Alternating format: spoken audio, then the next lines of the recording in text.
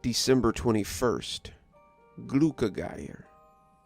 I wish my shot had missed. I wish I'd never seen one of the lads in the flesh. I wish I'd made my offering. I wish I'd just left Iceland forever with my brother. I wish I'd never fought these Yuletide horrors at all. Above all, I wish I'd never taken Sausage Swiper hostage. At the time, however, I was ecstatic. I sat in my room with the basket, grinning like Captain Silver as he stood over his treasure. He had stopped screaming after the first hour, and now he just hunkered in his trap and grumbled. The grumbling and infrequent yells were the only proof that he was still alive, and that was good. I wanted him breathing for the second part of my plan, the part where I gave the lads their gift. The 21st would mark something of a lull in the conflict. I should have taken advantage of it and got some sleep.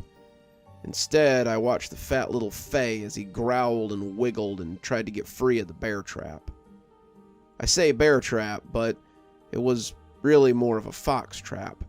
There were no bears in Iceland, and it was something we used to catch the little beasts when they came to steal food or became a nuisance.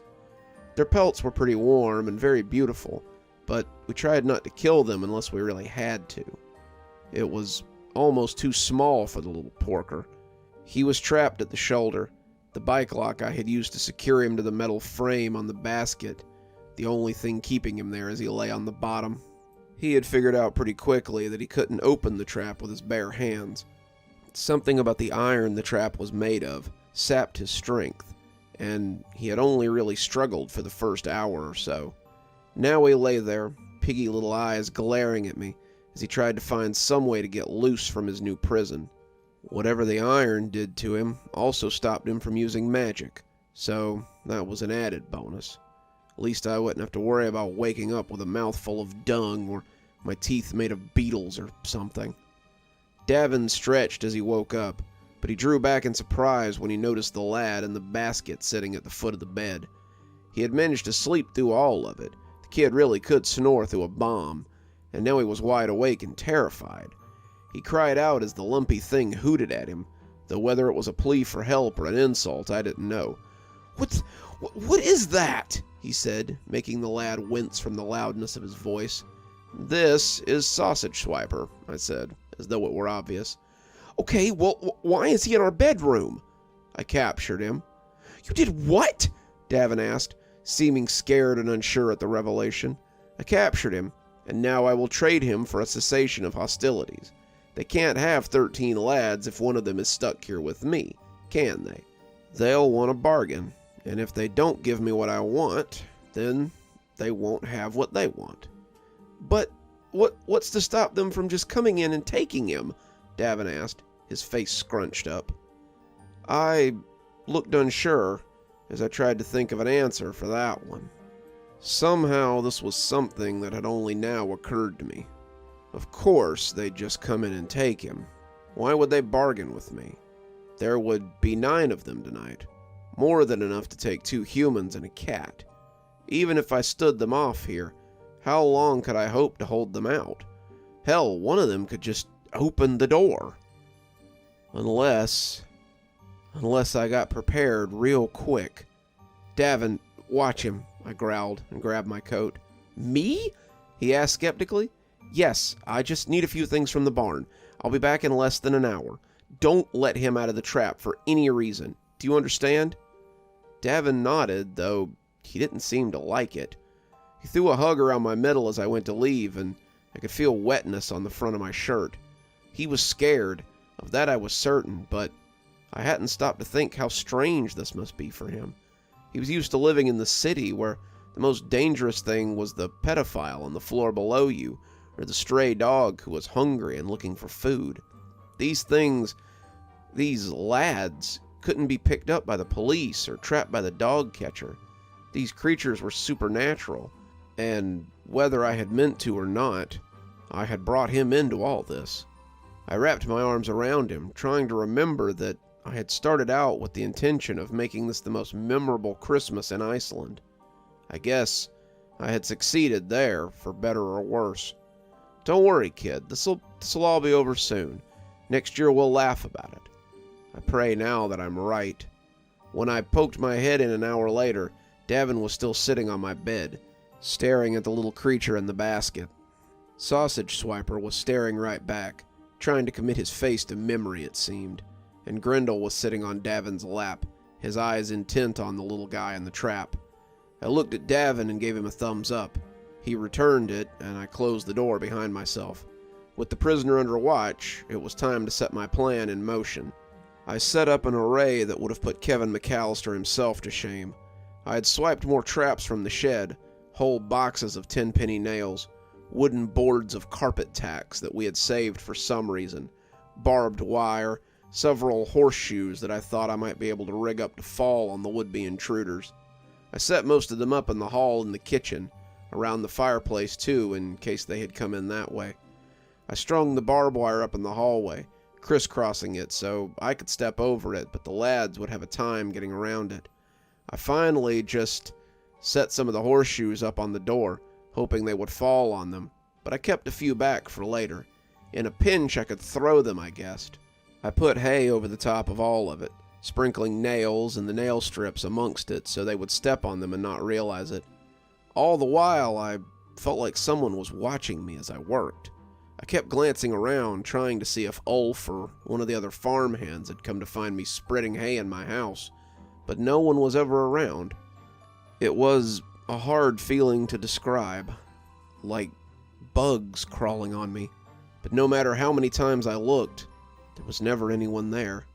It made me work faster as I tried to get it all done so I could leave the front room for the quiet solace of the back of the house. As the afternoon crept in like a thief, I grabbed what little food we had left and brought it to the bedroom so we could have something to eat while we held out.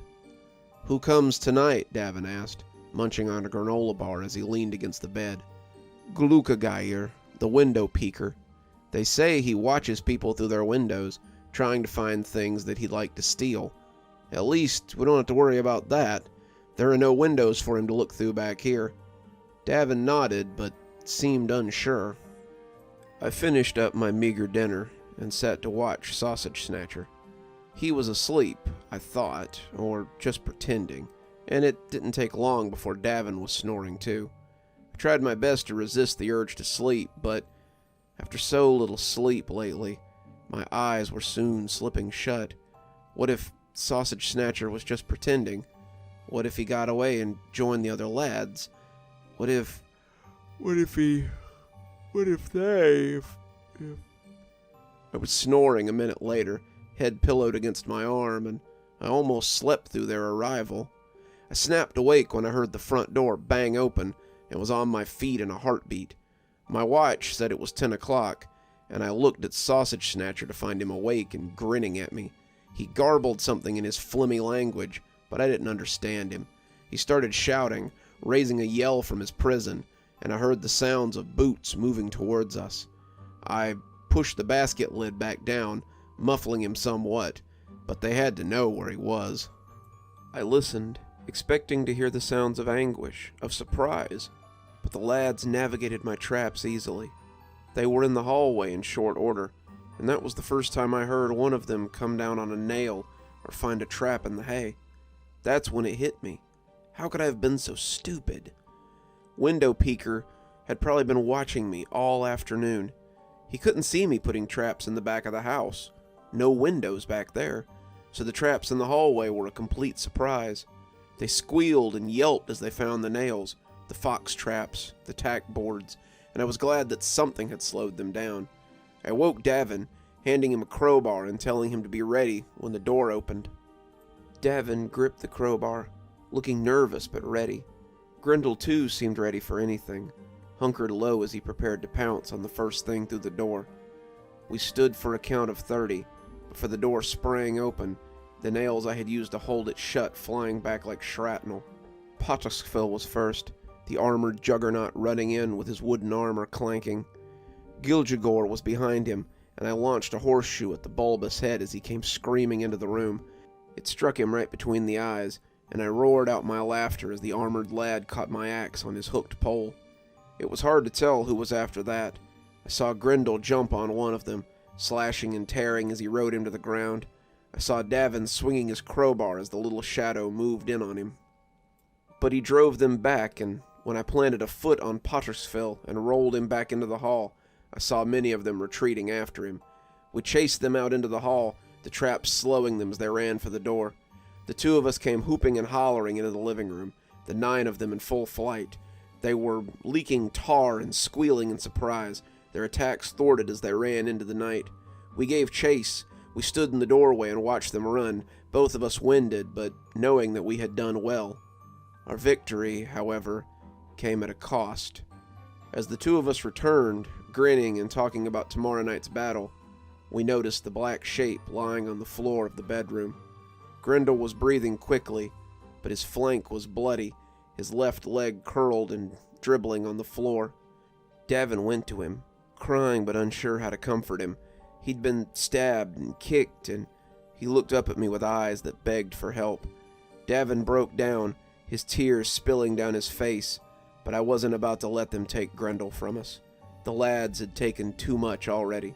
"Wrap him in a blanket," I said, scooping up the basket as I turned for the door. "Sigrun will know what to do with him." Good evening, everyone. It's me, Dr. Plague. Thanks for joining me for night number 10 of the Yule Lads' Diaries. Sorry to leave you all on such a cliffhanger. I'm sure I'll get some messages about that, but this seemed like a pretty good hook to get you all into night 11. Tonight, we met Glukagair, or Window Peeker. Window Peeker definitely falls into that category of annoying lad. He likes to creep in outside of windows and sometimes steal stuff he sees inside. So yeah, perfect little peeping Tom cat burglar there. He's always depicted as being kind of small and gaunt looking, so I guess maybe he doesn't get a lot to eat. Probably a good thing for our protagonist, because I'm not sure he could handle another beefy lad there. One thing I'm sure not even Window Peeper could pass up would be my new book, Fall Frights and Autumn Chills. So, if you're looking to get your own copy, follow the link below. I'm sure it's the best thing for any horror lover on your Christmas list. No matter what you're doing this season, whether it's tree trimming or simply trying to avoid the glare of Window Peeper, my holiday playlist makes the best backdrop for anything you might be doing this season. Tonight's recommendation is a newer story, An Unexpected Gift. It talks about a man who gets exactly what he desires, but finds that it may not be exactly what he expected. If that sounds like something you're interested in, then click on the link at the end of the video and come enjoy my holiday playlist. If you're feeling generous this time of year, might I suggest Patreon. Come on down and become part of our little community. For just $5 a month, you can have your name read out at the end of every TikTok and every YouTube video that I make. And patrons also get their spooky a little bit early, first thing in the morning to be precise. Speaking of my patrons, let's go ahead and thank them, shall we? Thanks to Janet for being our Spooky Skeleton tier contributor, and thanks to Winter, Xaronan, Emily Coltsfoot, Martha, Marianne Schuler, Jennifer Damron, and Tyler Parker for being our Ghostly Reader tier contributors. Thanks, guys. We just couldn't do the show without you. And as always, thanks for stopping by. Dr. Plague, signing off. Have a wonderful evening and a spooky holiday season.